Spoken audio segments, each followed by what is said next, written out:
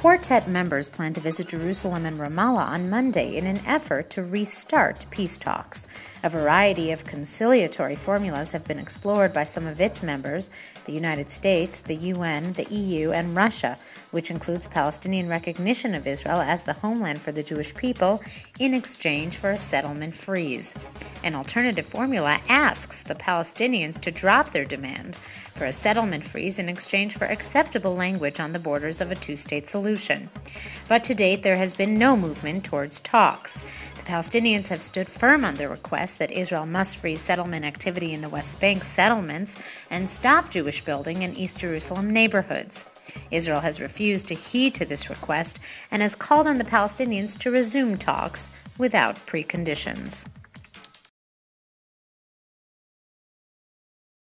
Around 10,000 people gathered in Rabin Square in central Tel Aviv on Saturday evening for a memorial for the late Prime Minister Yitzhak Rabin, who was assassinated 16 years ago by a right-wing Jewish extremist.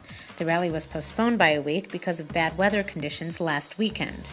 As opposed to past years, this year's rally avoided speeches by serving politicians or Rabin family members.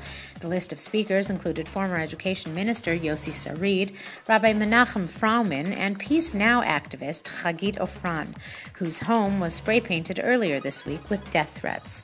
Attorney and Israeli National Left leader Eldad Yaniv told the crowd that in the wake of the recent wave of legislation that critics see an anti-democratic, as well as a spate of, quote, price tag attacks, he said that Israel will remain democratic and no one will be able to change that. To get there, he said, we need not wait for a responsible adult to lead us to the promised land. We must believe we are strong enough to dream of a new country. A senior Iranian Revolutionary Guards commander in charge of the force's self-sufficiency unit was killed in a blast at a military base near Tehran on Saturday. A mysterious and massive explosion rocked the military arms depot near Tehran, killing 17 Revolutionary Guards Corps officers and wounding 17 others. Iranian officials said the blast was caused by an accident as soldiers moved munitions at the base in Bidganeh near Shahryar, 45 kilometers west of the Iranian capital. The base is also believed to be the storage center for some of Iran's most advanced long-range ballistic missiles, such as the Shahab-3. Israel and the United States have been accused over the years of working to sabotage the Islamic Republic's nuclear and ballistic missile programs. Computer scientists at Tel Aviv University are using artificial intelligence to gather the fragments of the world's largest collection of medieval documents, the legendary Cairo Geniza, to tell the story of 1,000 years of Jewish history and culture. They have reconstructed more than 1,000 documents from 350,000 individual items found in the Cairo storage room, more in the past few months than in 110 years of conventional scholarship.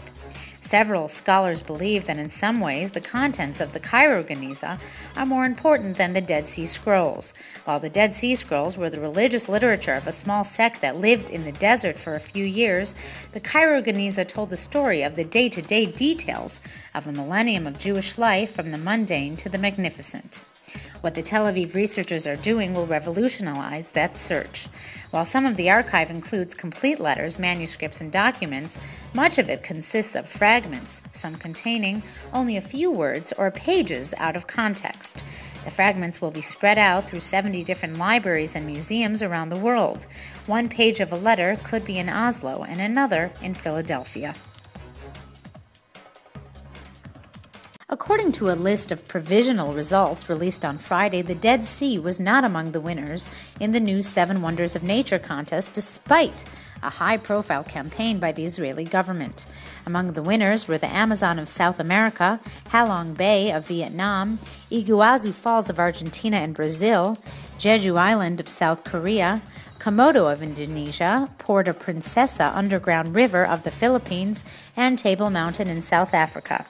The tourism ministry led a comprehensive public relations campaign to popularize the Dead Sea, and in May, the cabinet approved a 8.75 million shekel marketing budget to further spread the word about the vote.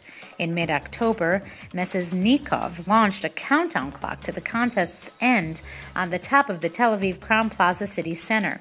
And about a week later, the Education Minister and Prime Minister hosted a virtual classroom about the Dead Sea for students nationwide.